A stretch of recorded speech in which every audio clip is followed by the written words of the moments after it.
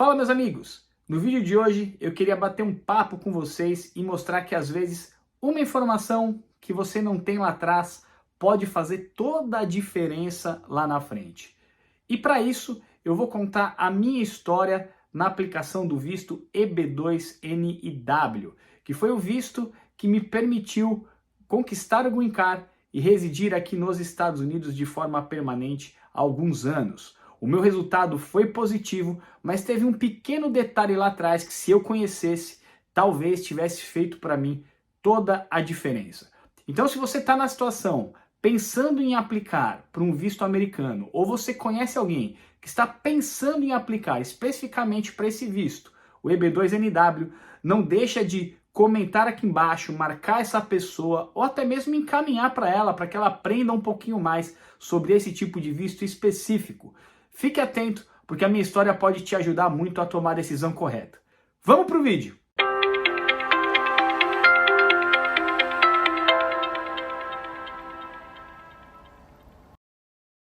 Então vamos lá. Quando eu descobri que havia a possibilidade de eu aplicar para o visto EB2NW, porque eu era uma pessoa elegível, eu tinha lá já vários anos pós-formação universitária, além de outras graduações pós a universidade, eu me preocupei em conversar com 3 advogados aqui nos Estados Unidos. E à época, eu visitei os 2 primeiros advogados e eu tive uma decepção grande, porque eles não me atenderam da forma que eu achava que eu iria ser atendido, né? Então, não sei se vocês sabem, mas aqui nos Estados Unidos, toda vez, ou na maioria das vezes, que você vai conversar com um advogado, ele te cobra uma consulta de 1 hora. E eu vim disposto a pagar essas 3 consultas para ter 3 opiniões diferentes, para saber se esse visto, o EB2NW, se ele poderia de verdade me levar a conquistar o Green Card. E dessa forma eu fiz. Os 2 primeiros advogados, como eu disse, eles me decepcionaram um pouquinho, porque eles fizeram perguntas muito básicas, parece que não quiseram se aprofundar na minha história. Inclusive um deles, quando completou 1 hora, até virou a cadeira assim em direção à porta, como se estivesse dizendo: "Oh, é só isso, né? Mais alguma coisa?" Então eu saí das 2 primeiras conversas um pouco decepcionado. Na última conversa com o último advogado, ele me atendeu super bem. Ele perguntou sobre a minha empresa do Brasil, ele fez anotações, ele entrou no site da empresa do Brasil, enfim, foi um outro tipo de atendimento. Infelizmente, ele era o advogado mais caro.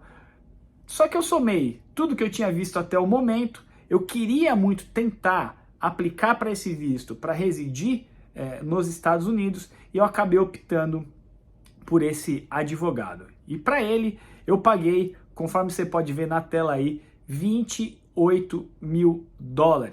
Foi isso aí mesmo. Eu paguei $28 mil à época para assessoria desse advogado. E aí os serviços começaram. Ele me deu ali uma série de documentos que eu deveria recolher. Eu fui atrás de todos os documentos, eu fui atrás de todas as cartas que eram necessárias, reuni tudo e entreguei para ele. Tive algumas decepções também, porque a partir do momento que você paga um valor tão caro para um trabalho como esse, que é um trabalho extremamente importante, você acha que você vai ter respostas mais rápidas em alguns quesitos. E no meu caso, trocou-se várias vezes a pessoa que estava elaborando o meu pleito, né, dentro do escritório deles. Isso gerou alguma chateação, porque se repetia os processos toda hora. Eu tive algumas respostas que demoraram bastante. Eu já estava nos Estados Unidos antes da minha aprovação, eu apliquei por aqui, eu tive que renovar um documento, eu tive que fazer por conta própria, porque o escritório não fazia, enfim. Tive algumas decepções ao longo da minha trajetória, mas graças a Deus eu acabei conquistando o Green Card, que me permite residir aqui nos Estados Unidos de forma permanente. O que acontece é que lá atrás, quando eu estava conversando com os 3 advogados, eu não tinha a mínima ideia de que eu poderia aplicar por conta própria para esse tipo de visto, no que eles chamam de self-petition. Então, isso é muito importante você saber. Quando você está para tomar essa decisão, você tem o caminho dos advogados e você tem o caminho da self-petition. Qual que é o problema da self-petition? O problema é que se você escolher esse caminho, você vai ter que, por conta própria, sozinho de verdade, descobrir tudo. Quais são os documentos, quais são as cartas, que tipo de carta, como você deve escrever, como você deve traduzir, para quem você tem que mandar, vai ser business plan, vai ser professional plan, enfim. É um mar de informações que você vai ter que correr atrás sozinho. E na época, eu não faria isso. Mesmo que eu tivesse a informação da self-petition lá atrás, eu não teria tempo e talvez nem paciência para poder correr atrás de tudo isso, descobrir tudo isso sozinho para poder aplicar para o visto EB2NW. Então eu acabei, obviamente, como eu contei para vocês, escolhendo o caminho da assessoria jurídica, que teve os contratempos, mas acabou dando bom no meu caso. Já minhas sócias, o meu sócio aqui da Passo a Passo, eles aplicaram por conta própria e eles construíram tudo aquilo que o meu advogado construiu para mim, eles construíram sozinhos.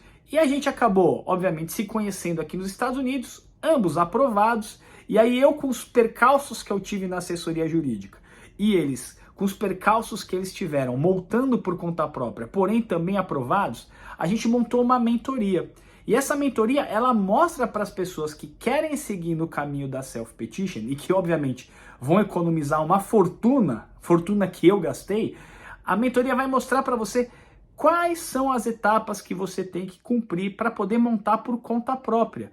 Como que você vai fazer para traduzir os documentos, que tipo de plano talvez você deva elaborar, vai te mostrar exemplos de documentos de pessoas que aplicaram para que você possa se inspirar para poder montar o seu pleito e encaminhar para a imigração americana, o que vai acabar, obviamente, economizando muito do seu tempo e da sua paciência, porque você vai saber exatamente quais são as etapas, quais são as sequências dos documentos que você tem que procurar, e isso, obviamente, vai te ajudar demais.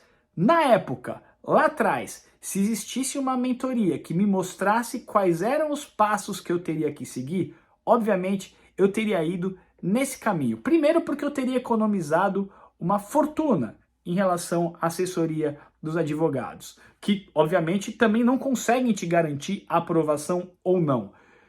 Se eu fosse pelo caminho da self-petition com uma mentoria, eu também não teria, obviamente, a aprovação, a garantia de aprovação ou não, mas pelo menos eu teria economizado. E na mentoria seria muito mais fácil montar, porque eu ia receber as informações daquilo que eu deveria fazer, como eu deveria fazer.